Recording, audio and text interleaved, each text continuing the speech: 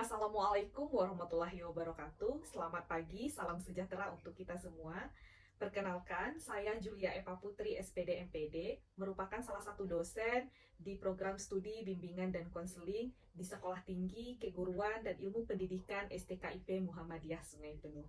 Sebagai salah satu dosen yang mengajar di perguruan tinggi Muhammadiyah, saya melakukan tridharma perguruan tinggi yang salah satunya adalah pengajaran. Pada kesempatan ini, saya akan memaparkan bagaimana rencana pembelajaran semester mata kuliah yang saya ampu, yaitu mata kuliah teori dan pendekatan dalam konseling. Adapun deskripsi singkat mata kuliah yang diharapkan dan model pembelajaran pada mata kuliah ini adalah mahasiswa belajar untuk mengkaji asumsi, prinsip, dan teknik dalam berbagai teori dan pendekatan konseling, serta menerapkannya dalam layanan bimbingan dan konseling, khususnya layanan konseling individual dan konseling kelompok. Sistem pengajaran yang saya terapkan adalah DIA, Delivery, Interaction, and Assessment. Delivery merupakan suatu proses bagaimana saya menyampaikan materi kepada mahasiswa sehingga mahasiswa mampu menerima dengan baik materi yang saya berikan. Materi yang saya berikan ini mengacu pada capaian lulusan dari mata kuliah ini. Dari CPL menurunkan 6 CPMK, kemudian dari CPMK menurunkan 10 sub CPMK yang dibagi menjadi 14 pertemuan yang tidak termasuk ujian tengah semester dan ujian akhir semester. Capaian mata kuliah, teori, dan pendekatan dalam konseling ini ada beberapa aspek, yaitu sikap, keterampilan khusus, keterampilan umum, pengetahuan, dan pengaplikasian keilmuan. Adapun CPL program studi, CPL yang pertama menjunjung tinggi nilai kemanusiaan dalam menjalankan tugas berdasarkan agama, moral, dan etika. CPL yang kedua menghargai keanekaragaman budaya, pandangan, agama, dan kepercayaan serta pendapat atau temuan orisinil orang lain. CPL yang ketiga, bekerja sama dan memiliki kepekaan sosial serta kepedulian terhadap masyarakat dan lingkungan. CPL yang keempat, mengidentifikasi dan menganalisis landasan konseptual psikologis, sosiologis bimbingan dan konseling untuk memahami teori dan praksis pelayanan bimbingan dan konseling. CPL yang kelima, mampu mengambil keputusan secara tepat dalam konteks penyelesaian masalah di bidang keahliannya berdasarkan hasil analisis informasi dan data. CPL yang keenam, yakni terampil menyusun rancangan, pelaksanaan, pengembangan layanan bimbingan dan konseling berdasarkan falsafah, teori, konsep, metode, praksis dalam bidang bimbingan dan konseling pada jenis, jalur, serta jenjang pendidikan. Dari capaian lulusan program studi diturunkan menjadi capaian mata kuliah teori dan pendekatan dalam konseling ini. Adapun CPMK yang pertama, mahasiswa mampu memahami konsep dasar, berbagai teori dan pendekatan dalam konseling. Kemudian CPMK yang kedua, mahasiswa mampu memahami dan menjelaskan berbagai macam teori dalam pendekatan konseling. CPMK yang ketiga, mahasiswa mampu memahami dan menganalisa perkembangan kondisi konseling. CPMK yang keempat, mahasiswa terampil menerapkan berbagai teknik dalam teori dan pendekatan konseling ke dalam layanan bimbingan dan konseling, khususnya layanan konseling individu dan konseling kelompok. CPMK yang kelima, mahasiswa mampu menyesuaikan penggunaan berbagai teknik dalam teori dan pendekatan konseling sesuai dengan kebutuhan dalam layanan bimbingan dan konseling. CPMK yang keenam, mahasiswa mampu merancang penggunaan teknik-teknik konseling yang tepat sesuai dengan kebutuhan konseling. Adapun 10 sub CPMK dalam mata kuliah ini, yang pertama, teori dan pendekatan konseling psikoanalisa Sigmund Freud, yang kedua, teori dan pendekatan konseling Gestalt, yang ketiga, teori dan pendekatan konseling Person Centered Therapy atau PCT, kemudian yang keempat, teori dan pendekatan konseling behavioristik. Yang kelima, teori dan pendekatan konseling rasional emotive behavior therapy atau REBT. Yang keenam, teori dan pendekatan konseling cognitive behavior therapy atau CBT. Yang ketujuh, teori dan pendekatan konseling reality therapy. Kemudian yang kedelapan, teori dan pendekatan konseling transaksional analisis. Yang kesembilan, teori dan pendekatan konseling pride and factor. Dan yang terakhir adalah teori dan pendekatan konseling logoterapi. Untuk referensi berbagai materi sub CPMK mata kuliah ini, saya sudah menyediakan beberapa referensi, namun saya juga mengarahkan mahasiswa untuk mencari referensi lain, baik itu dari artikel dan jurnal ataupun hasil penelitian yang mendukung teori yang sedang dibahas. Setelah delivery ini, saya melakukan interaction. Interaction ini merupakan suatu proses interaksi, yaitu interaksi yang terjalin antara dosen dengan mahasiswa, ataupun antara mahasiswa dengan mahasiswa untuk mencapai capaian pembelajaran. Adapun sistem interaction yang saya lakukan di kelas, yaitu sistem Student Learning Center, yang dikenal dengan istilah SLC, di mana sistem tersebut merupakan metode pembelajaran yang menempatkan mahasiswa sebagai subjek pembelajaran, sehingga peserta didik dapat belajar lebih aktif, kreatif, mandiri, dan inovatif sesuai dengan kemampuan individu. Sistem SLC dalam pembelajaran saya terdiri dari pembelajaran interaktif, yaitu dosen memaparkan materi di dalam kelas dan menyisipkan pertanyaan kepada mahasiswa serta meminta pendapat mahasiswa. Kemudian yang kedua adalah diskusi. Dengan metode diskusi ini, pembelajaran betul-betul melibatkan antar kelompok mahasiswa atau kelompok mahasiswa dengan pengajar ataupun dosen untuk menganalisis, menggali kasus-kasus tertentu yang dapat dianalisis dengan pendekatan dan teori konseling yang sedang dibahas.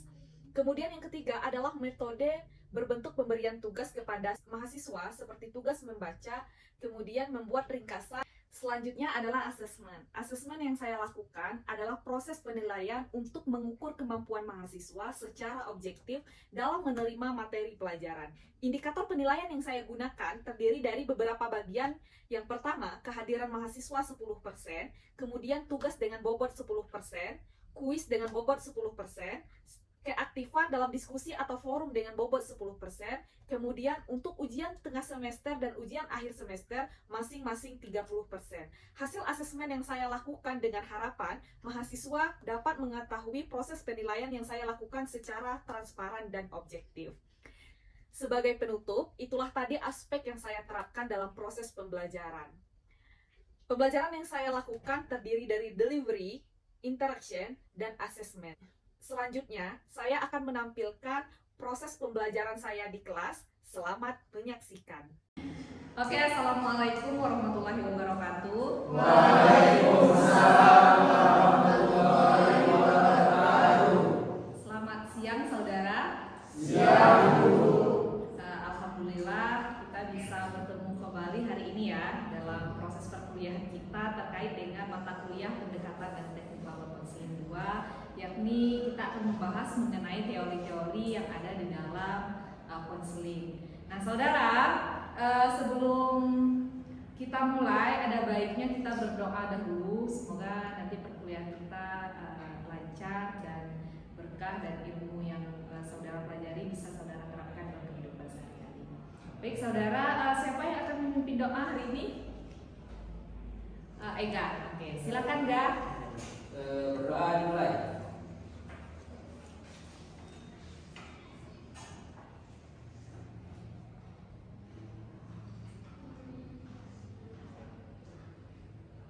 Berdoa selesai.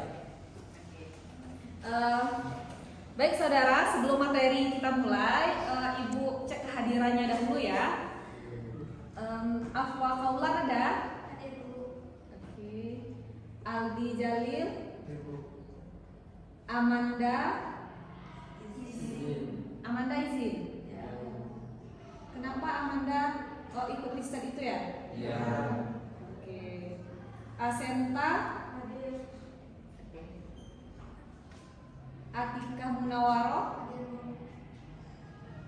Citra Sari Dewi, izin juga, ikut lista juga. Ya. Oke. David Pratama,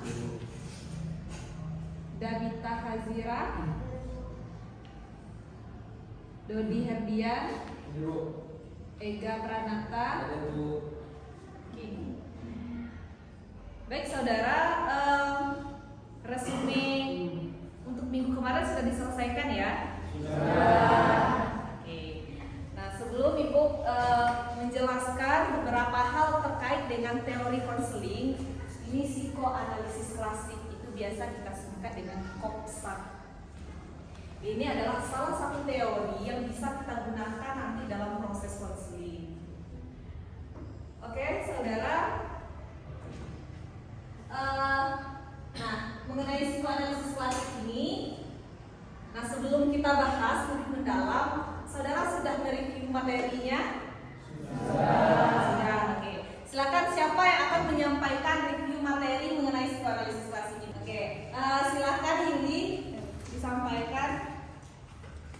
psikoanalisis adalah salah satu teori yang membahas tentang hakikat dan perkembangan bentuk kepribadian yang dimiliki oleh manusia. Unsur utama dari teori ini adalah motivasi, emosi, dan aspek kepribadian lainnya. Dasar teori psikoanalisis adalah mengasumsikan bahwa kepribadian akan mulai berkembang saat terjadi konflik-konflik dari aspek-aspek psikologis itu sendiri. Oke, terima kasih Yuli, bagus sekali ya. Bagus sekali Yuli sudah memaparkan sedikit mengenai teori psikoanalisis klasik ini. Oke, selanjutnya siapa lagi yang akan menyampaikan? Saya, Bu. Oke, Aldi ya? Iya. Oke, silakan Aldi. Teori psikoanalisis dicetuskan oleh Sigmund Freud. Sigmund Freud menyatakan bahwa kesadaran itu hanyalah bagian kecil saja dari kehidupan mental. Sedangkan bagian terbesarnya adalah justru ketidaksadaran atau alam tak sadar. Oke, bagus. Ya, teori ini dicetuskan oleh Sigmund Freud, di mana menurut Sigmund Freud itu struktur kepribadian itu ada 3. Ada kesadaran, prasadar atau ambang sadar ya, antara sadar dan tidak sadar, dan yang terakhir adalah ketidaksadaran. Nah, kata si Sigmund Freud ini di dalam satu kesatuan diri manusia ini yang paling besar pengaruhnya terhadap individu itu adalah ketidaksadaran. Hal-hal yang kita tidak sadari dalam kehidupan sehari-hari. Contohnya ya, bagaimana cara kita mengelola emosi ketika sedang marah, apakah menggebu-gebu, itu kadang kita kan tidak menyadari ya, kita menggebu-gebu. Nah, itu salah satu hal-hal yang disampaikan oleh si Sigmund Freud ini. Selanjutnya masih ada yang ingin menyampaikan? Nah, siapa lagi? Silakan Aldi Jalil. Baik, dalam struktur kepribadian yang pertama itu ada id, dan kedua itu ego, dan yang ketiga itu super ego. Itu saja dari struktur kepribadian. Oke, bagus Aldi sudah menyampaikan bahwa di dalam teori psikoanalisis klasik ini ada 3 struktur kepribadian, id, ego, dan super ego. Oke, kita lanjutkan ya saudara. Nah ini kita bahas mengenai psikoanalisis klasik. Tadi saya sampaikan bahwa di dalam kesadaran manusia itu ada kesadaran, ambang sadar, ketidaksadaran, kemudian struktur kepribadiannya ada id, ego, dan super ego. Oke? Ya, jadi ini adalah tingkat kesadaran menurut si Sigmund Freud. Jadi di dalam diri manusia itu ada kesadaran, ambang sadar, dan ketidaksadaran. Nah, conscious itu adalah kesadaran. Kemudian presonscious super ego ini berada di ambang sadar. Kemudian ini adalah unconsciousnya. Nah, Ibu sudah pernah menyampaikan kepada saudara bahwa dalam diri manusia ini yang paling dalam itu adalah alam ketidaksadaran. Jadi ibaratnya ini lautan. Kita pernah cerita mengenai kapal Titanic ya, yang karam di tengah lautan karena dia menabrak gunung es. Jadi istilahnya seperti ini gunung es yang terlihat di atas permukaan lautan. Gunung es ini kita ibaratkan dengan kesadaran. Jadi sedikit saja yang nampak di dalam diri manusia itu adalah kesadaran. Kemudian yang paling dalam itu apa? Ini dia, alam ketidaksadaran. Oke ya. Sekarang Ibu tanya, Mas Sanda. Oke, Mas Sanda. Ada siapa nama kakaknya? Muhadir. Sebelum Ibu tanya nama kakaknya, Mas Sanda ingat kan? Enggak kan? Enggak ingat saudara. Jadi ingatan kita selama kita hidup itu masuk ke alam bawah sadar kita di sini. Ya. Ibu tanya baru ingat kan? Jadi ketika ada stimulus dari luar, respon kita itu kan mencari nih, mana ya ingatan ini, mana ya, di mana ya letaknya ingatan ini. Nah, di sinilah dia mencari. Mana dulu SD yo? Di mana dulu SD ya? Siapa nama kakakku ya? Kalau ada orang bertanya, kalau tidak ada ingat, nggak ingat. Jadi kalau lupa pasangan itu wajar. Ya, iya. Ketika kita fokus pada satu hal, itu yang lain itu masuk ke dalam diri ya. Makanya menurut teori ini, sesuatu hal, pengalaman kita, pengetahuan kita itu dia masuk ke sini. Ya, paham sekarang ya? Oke, itu dia. Jadi ada stimulus baru dia mencari. suatu hal yang kadang kita takut, tapi kita tidak tahu penyebabnya kan. Nah, sebenarnya kita tahu penyebabnya, tapi kita tidak bisa menggali di mana letaknya dalam pikiran kita ini. Nggak mungkin trauma itu nggak ada penyebabnya. Nah, makanya ada salah satu teori yang namanya hipnoterapi yang bisa kita gali, di mana kita dalam posisi hipnoterapi itu kan digali, itu dicari-cari dalam pikiran kita. Yang mencari siapa? Terapisnya. Kalau kita mengizinkan, kan itu cerita kita kemarin ya. Nah, oke, kita lanjutkan. Nah, ini dia, ada perkembangan kepribadian. Jadi dasar kepribadian itu terbentuk 5 tahun pertama, periode tenang, aktif kembali pada masa remaja. Kemudian pada setiap periode perkembangan terdapat bagian tubuh tertentu yang akan menjadi pusat kepuasan diri.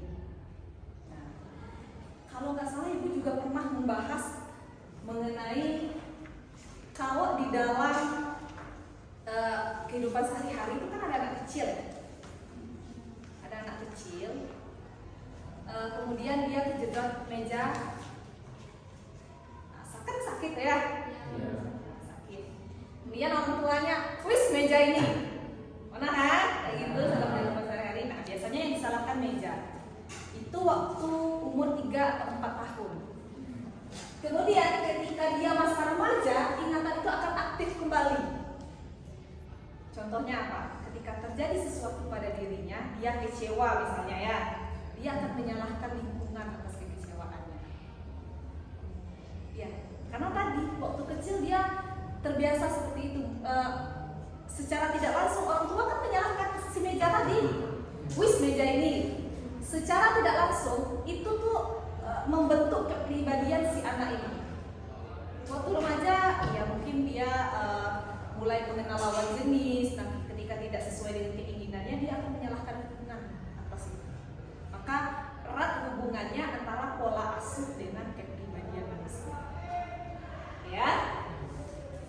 Nah, ada beberapa tahap perkembangan dalam teori psikoanalisis klasik ini. Yang pertama itu ada oral, anal, palit, kemudian ada latensi, kemudian ada genital. Oke, ada yang mau menjelaskan mengenai ini? Oke, Atika ya. Oke, silakan Atika.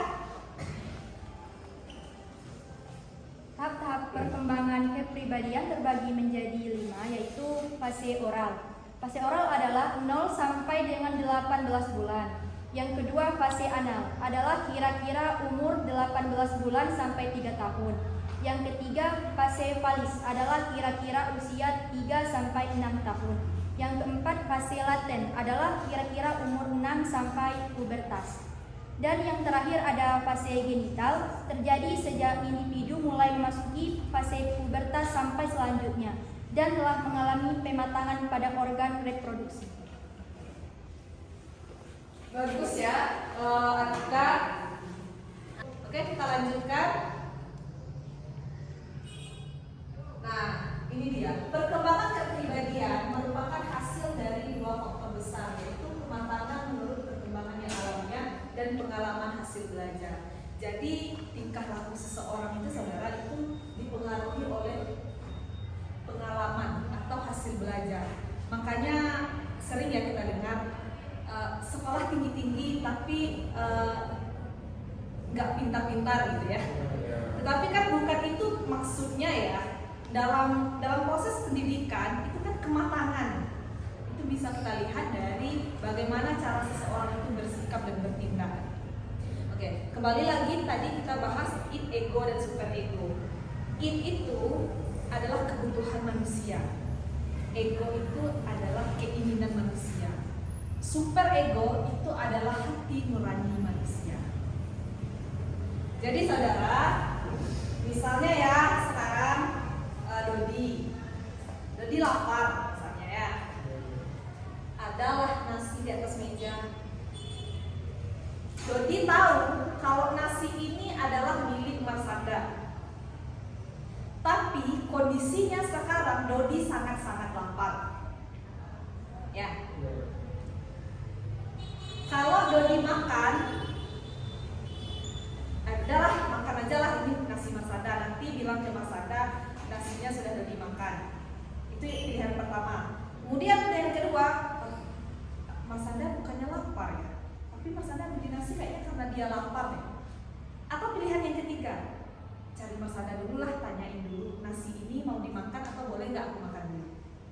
Gitu ya. Ketika lapar itu adalah itu adalah kebutuhan kita. Baik rasa lapar ada ada keinginan untuk makan kan? Dah, ini ada nasi Mas Anda, makan aja lah nasi Mas Anda dulu. Itu adalah ego, saudara. Makanya kita sering dengar ya, egois, ya. Pernah dengar orang kayak gitu ya? Itu adalah keinginan kita sendiri. Ya udah, ini nasi Mas Anda, makan aja lah. Itu ego ya. Ada pengontrolnya di dalam, super ego. Apa itu? Nurani. Kalau dimakan, bukannya Mas Anda itu lapar juga. Ada pengontrolnya ya. Atau mungkin pertimbangannya, kalau aku makan tanpa minta izin ke Mas Anda, nanti ini haram. Ayo, meskipun Mas Anda gak lihat, Allah lihat kok. Kan ada pengontrol seperti itu. Itu adalah super ego. Nah, di dalam konseling, tugas konselor adalah mengaktifkan super ego itu. Ya. Jadi kalau seandainya ada masalah-masalah dalam kehidupan sehari-hari seperti itu bisa dianalisis dengan psikoanalisis klasik ini. Paham ya? Oke, sekarang kita lanjutkan. Nah, ini ada beberapa kasus yang bisa dibahas dengan psikoanalisis klasik. Nah, ini dia, tingkah laku salah sesuai, di mana dinamika ego dan super ego tidak efektif, proses belajar yang tidak besar, yang tidak benar pada masa anak-anak.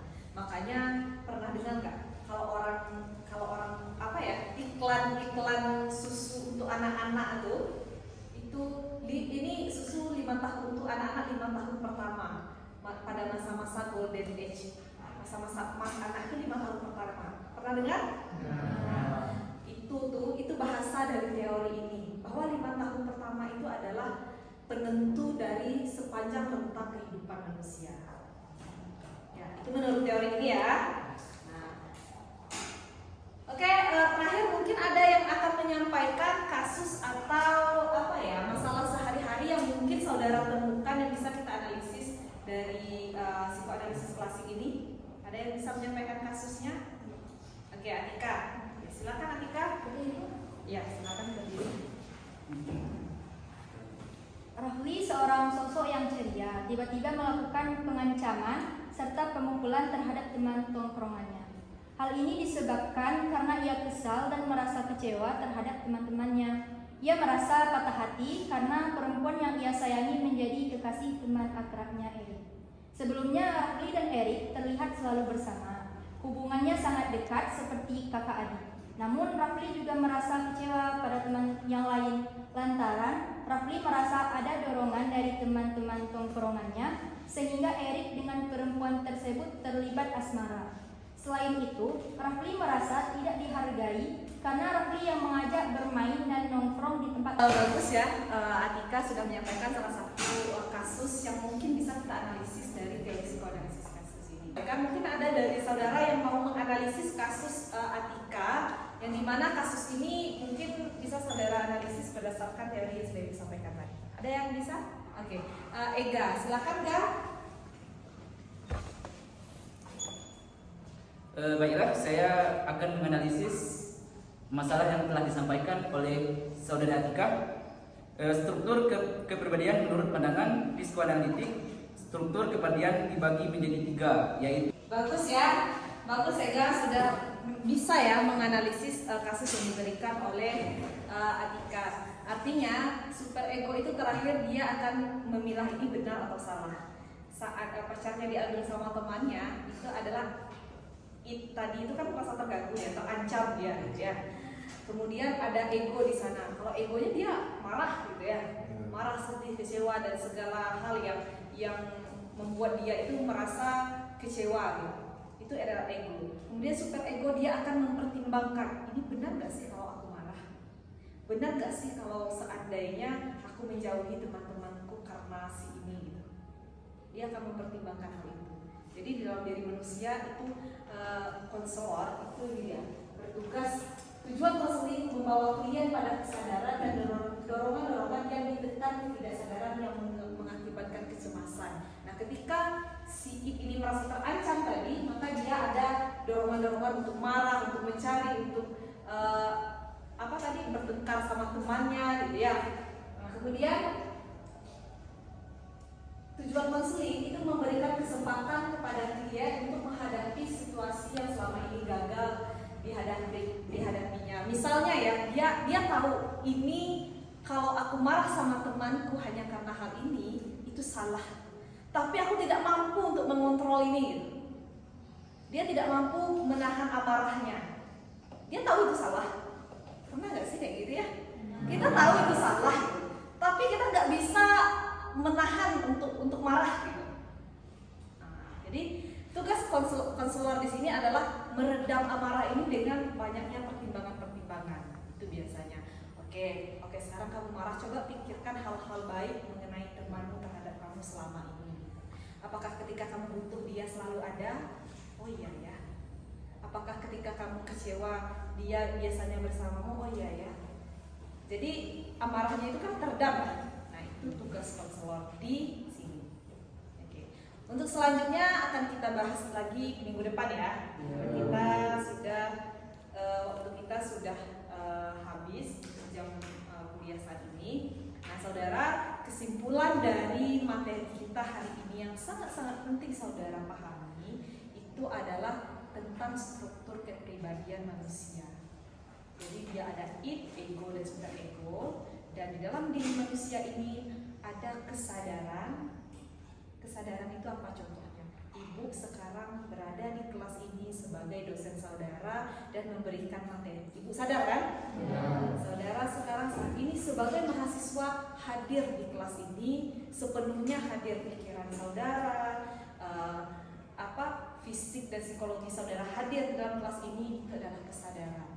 Ambang sadar itu kapan? Ambang sadar itu biasanya kita temui sebelum tidur dan bangun tidur. Ya, kita tidur, cuma kita dengar semuanya. Itu ambang sadar. Ya. Kemudian alam ketidaksadaran itu kapan, Bu? Kalau kita merasa terburu-buru, terdesak, itu kita lari ya. Itu energi kita berlari itu ketidaksadaran. Ya. Itu saja. Masih ada yang mau ditanyakan? Tidak ya? Oke. Alhamdulillah saudara, pertemuan kuliah kita pada siang hari ini sudah selesai dan Ibu harap saudara habis kuliah ini masih ada kuliah lagi? Tidak ya? Oke. Sebenarnya saudara harus langsung pulang ya. Nah, hati-hati nanti di jalan dan langsung pulang. Oke saudara, sampai bertemu minggu depan dengan materi yang selanjutnya. Tolong dipersiapkan lagi materinya ya. Dan beberapa review materi saudara silakan dikirim ke siakatnya masing-masing. Oke, itu saja. Ibu permisi dulu. Assalamualaikum warahmatullahi wabarakatuh. Waalaikumsalam.